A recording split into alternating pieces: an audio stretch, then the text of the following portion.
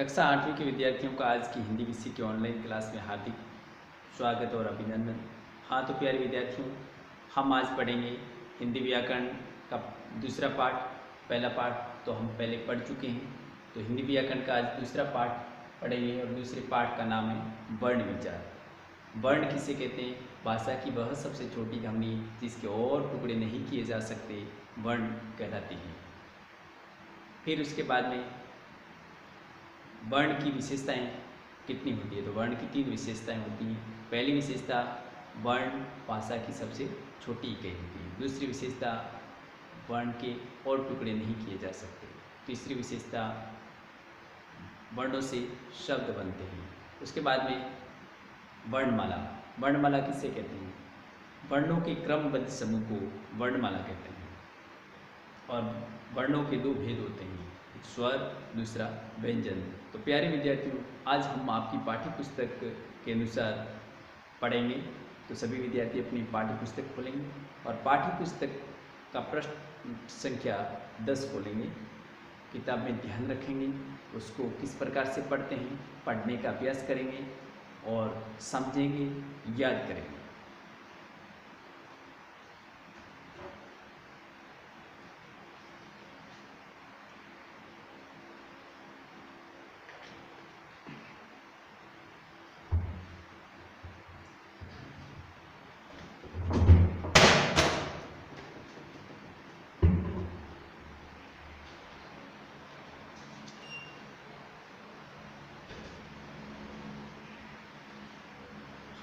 हाँ तो प्यारे विद्यार्थियों, पृष्ठ संख्या 10 खोलिए।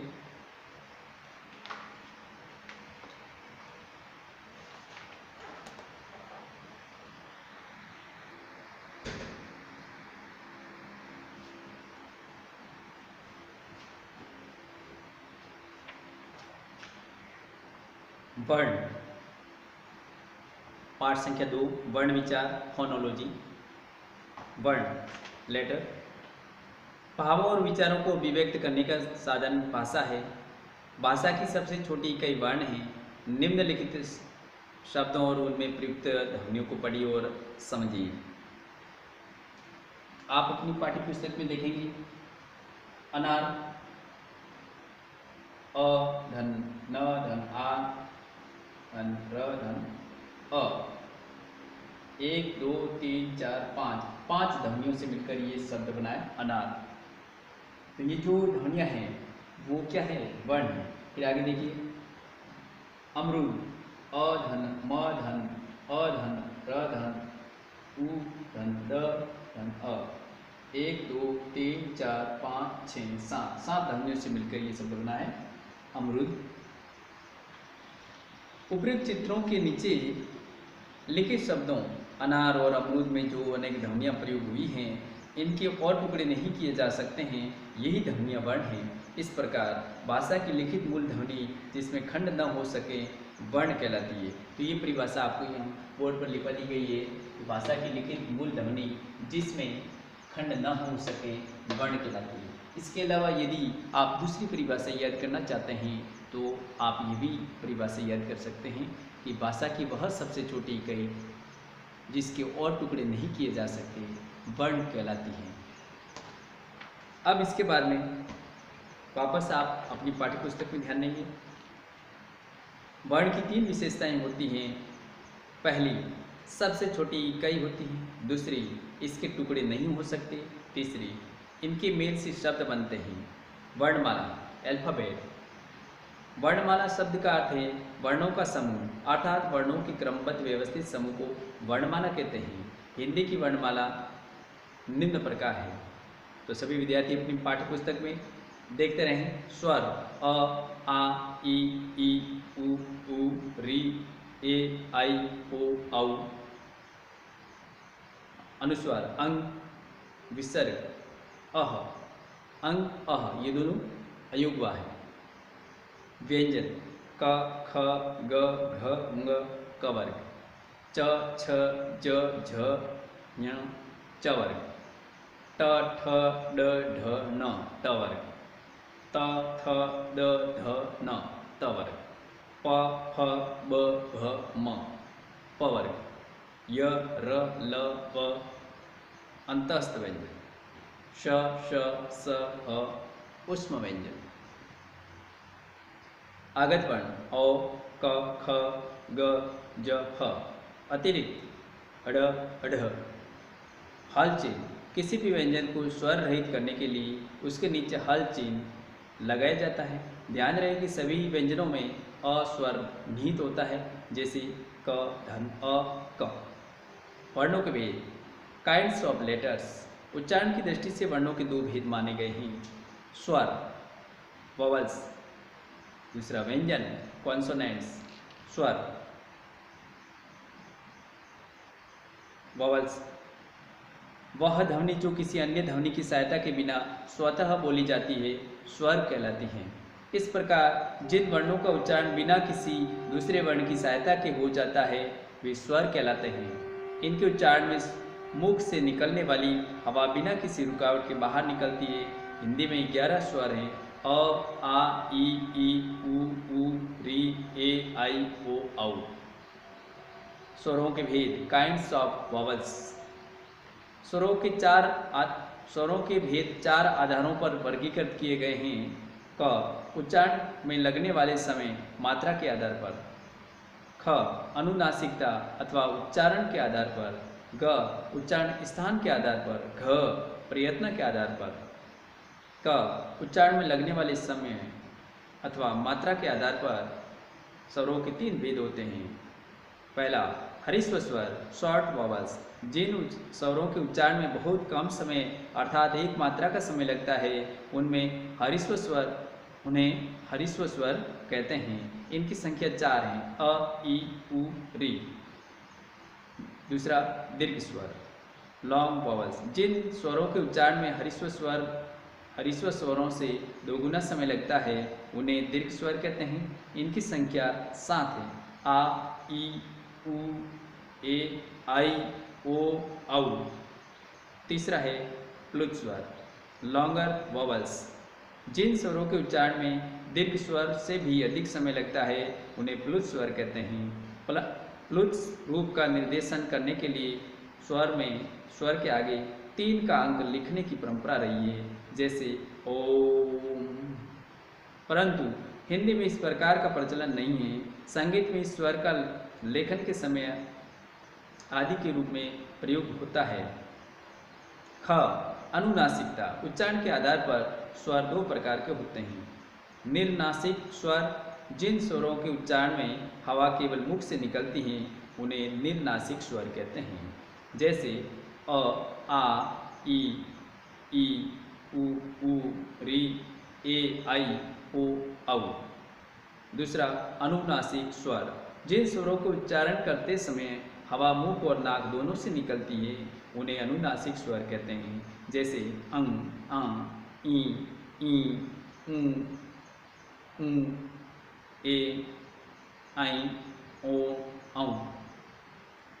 ग, उच्चारण स्थान के आधार पर ध्वनियों का उच्चारण मुख से होता है, किंतु ध्वनियों के उच्चारण स्थान मुख के भीतर भी अलग अलग है। मुख के जिस भाग से जो वर्ण बोला जाता है वही उस वर्ण का उच्चारण स्थान कहलाता है।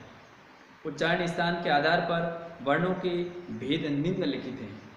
क, कंठ्य वर्ण। पहला है कंठ्य वर्ण, जिन वर्णों का उच्चारण कंठ से होता है उन्हें कंठ्य वर्ण कहते हैं। अ, आ कंठ्य स्वर है।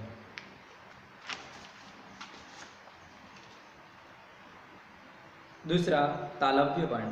तालु से उच्चरित वर्णों को तालव्य वर्ण कहते हैं। ई तालव्य स्वर है। मूर्धन्य वर्ण। तीसरा है मूर्धन्य वर्ण, जिन वर्णों के उच्चारण में जीभ मूर्धा दांतों से ऊपर खुरदरा स्थान को स्पर्श करती है वे मूर्धन्य कहलाते हैं। री मूर्धन्य स्वर है। चौथा, ओष्ठ्य वर्ण। जिन वर्णों के उच्चारण में जीभ के सहयोग से ओष्ठ परस्पर मिलकर कार्य करते हैं उन्हें ओष्ठ्य वर्ण कहते हैं। उ ओष्ठ्य स्वर है। पांचवा, कंठ तालव्य वर्ण। जो वर्ण कंठ और तालु दोनों के स्पर्श से बोले जाते हैं उन्हें कंठ तालव्य वर्ण कहते हैं। ए, और ऐ कंठतालव्य स्वर है। छठा, कंठोष्ठ्य वर्ण। कंठ और ओष्ठ की सहायता से बोले जाने वाले वर्ण कंठोष्ठ्य स्वर कहलाते हैं। ये हैं ओ तथा औ। ओ ध्वनि अंग्रेजी के अनेक शब्दों का प्रयोग आजकल हिंदी में होने लगा है। कुछ शब्द जैसे मॉल, बॉल, पॉलिश आदि में ओ की ध्वनि पाई जाती है। ये ध्वनि ओ और औ के बीच में स्थित है। ओ और ओ के बीच में स्थित है। इसका प्रयोग अंग्रेजी के शब्दों के लिए ही होता है। अनुनासिक के लिए स्वर के ऊपर चंद्र बिंदु का प्रयोग किया जाता है यदि किसी स्वर की मात्रा स्वर रेखा के ऊपर हो। इस प्रकार आज हिंदी में 12 स्वरों का प्रयोग हो रहा है। ओ तथा आ के उच्चारण अंतर से शब्दों के अर्थ बदल जाते हैं, जैसे बॉल, गेंद, बाल, सिर के बाल आदि। स्वरों की मात्राएं। शब्दों को लिखते समय स्वर का प्रयोग दो रूपों में किया जाता है। पहला, स्वर मूल रूप में। शब्द के पहले, बीच या अंत में स्वरों को मूल रूप में प्रयुक्त किया जाता है, जैसे कब, क धन ब, काम, का धन म, इडली, ई धन डली, और, ओ धन र, औरत, औ धन रत आदि। यहाँ अ, आ, ई, ओ, औ अपने मूल रूप में है। दूसरा, स्वर मात्रा के रूप में। जब कोई स्वर व्यंजन के साथ मिलकर लिखा जाता है तब उसकी मात्रा ही लगती है, जैसे बाजा, ब धन आ धन ज धन आ, मिल, म धन ई धन ल धन अ। इन शब्दों में आ तथा ई स्वरों का प्रयोग मात्रा के रूप में हुआ है। इस प्रकार लिखते समय व्यंजन के साथ स्वर का जो रूप जोड़ा जाता है उसे मात्रा कहते हैं। स्वरों की मात्राएं निम्न प्रकार हैं। तो आप सभी विद्यार्थी अपनी सारणी में, अपनी पाठ्य पुस्तक की सारणी में इस प्रकार से देखेंगे। स्वरों की मात्राएं निम्न प्रकार हैं। स्वर अ की मात्रा नहीं होती है। आ की मात्रा, और इससे बनने वाला जो शब्द है काला। ई की मात्रा किशन। ई बड़ी की मात्रा है किल। ऊ छोटा ऊ की मात्रा, और इससे जो शब्द बना है वह है कुली। ऊ बड़ा ऊ की मात्रा, और इससे जो शब्द बना है वह है कूलर। री की मात्रा कृषि। ए की मात्रा, और ए की मात्रा से बनने वाला शब्द है केला। आई की मात्रा, और आई की मात्रा से बनने वाला शब्द है कैसा। ओ की मात्रा से बनने वाला शब्द है कोमल। औ की मात्रा से बनने वाला शब्द है कौआ। याद रखिए, पहला, अ की कोई मात्रा नहीं होती। सभी व्यंजन अ को मिलाकर ही बोले जाते हैं। अ रहित व्यंजन के नीचे हल का चिन्ह हलंत लगा देते हैं। 2, ऊ की मात्राएं र के साथ मध्य में लगाई जाती हैं, जैसे रुक, रुपया, रुक आदि। तीसरा, री की मात्रा र के साथ नहीं जोड़ी जाती। चौथा, श के साथ री की मात्रा जोड़ने पर भिन्न रूप बनता है, जैसे श धन री श्री। तो हाँ प्यारे विद्यार्थियों, आज हम आपकी पाठ्य पुस्तक के अनुसार पृष्ठ संख्या 12 तक ही पढ़ेंगे। आगे हम अगली क्लास जब भी लगेगी उस समय पढ़ेंगे, लेकिन इससे पहले हम जो मुख्य परिभाषा हैं वो बोर्ड पर लिख देते हैं और उसको समझेंगे।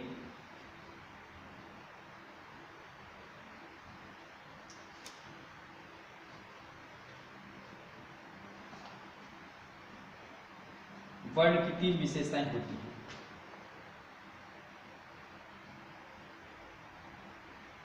वर्ण की 3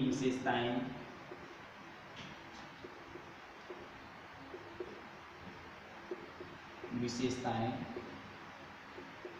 होती हैं।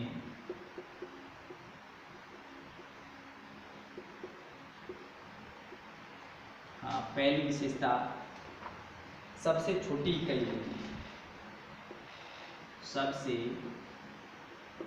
छोटी इकाई होती है।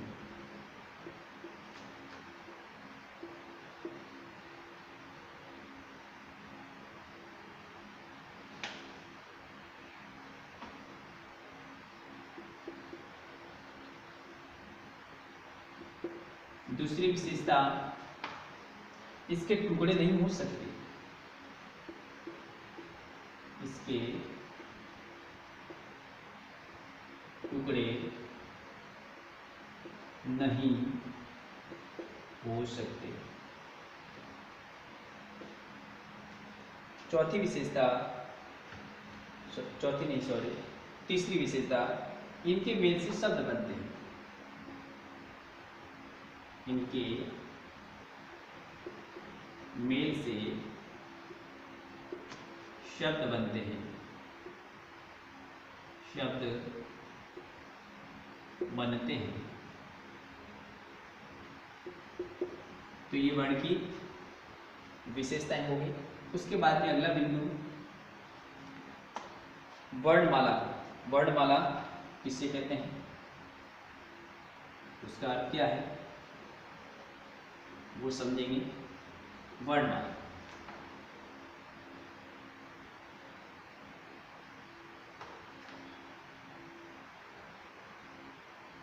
वर्णमाला का अर्थ है, वर्णमाला का अर्थ है वर्णों का समूह, वर्णों का समूह। अब इसकी हम परिभाषा लिखेंगे।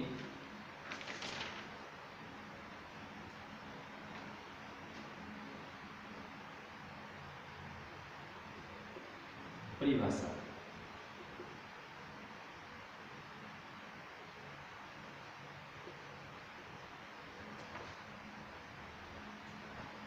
वर्णों के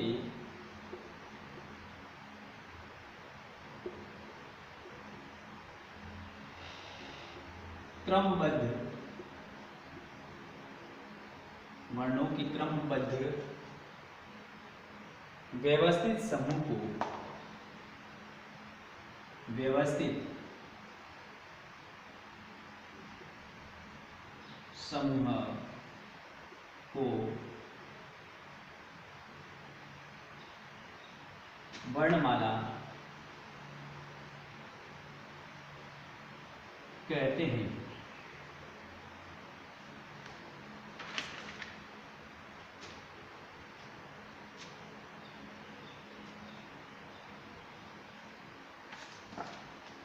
इसमें आपको लिखना है स्वर। स्वर में अ, आ, ई, उ, री, ए, आई, ओ, औ। ये 11 स्वर है। 1 2 3 4 5 6 7 8 9 10 11, इनकी संख्या है 11।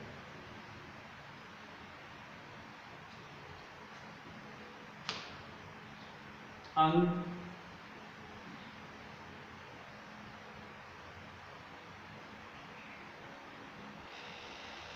अह, ये दोनों अयोगवा हैं।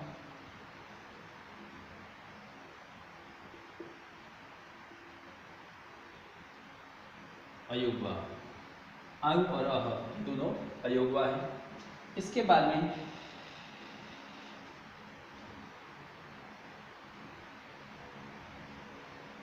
क, ख, ग, घ, ङ,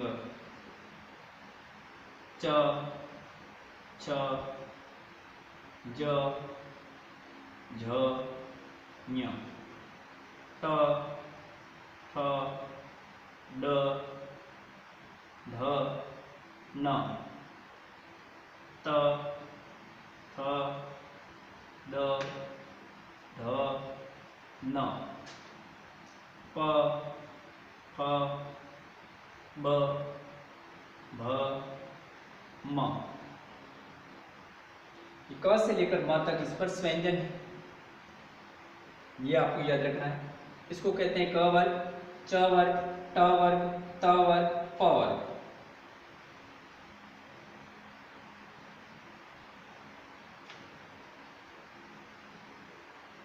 क वर्ग, च वर्ग, ट वर्ग, त वर्ग,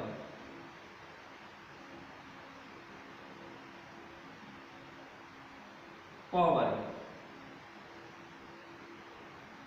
तो ये आप इस प्रकार से लिखेंगे, ये क्रमबद्ध समूह है। फिर उसके बाद में आगे हम लिखेंगे य र ल व, जो कि अंतस्थ व्यंजन है। य र ल व, ये अंतस्थ व्यंजन, अंतस्थ व्यंजन।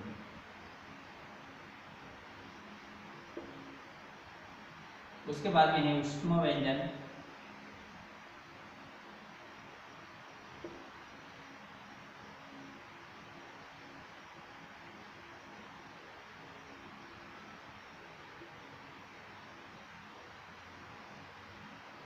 ऊष्म व्यंजन में श,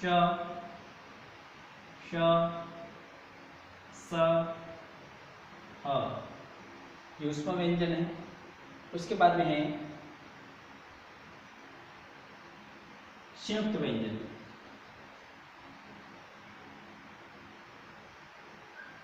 संयुक्त व्यंजन, संयुक्त व्यंजन में क्ष, त्र, य, श्र, और अंत में है उत्क्षिप्त व्यंजन। उत्क्षिप्त व्यंजन,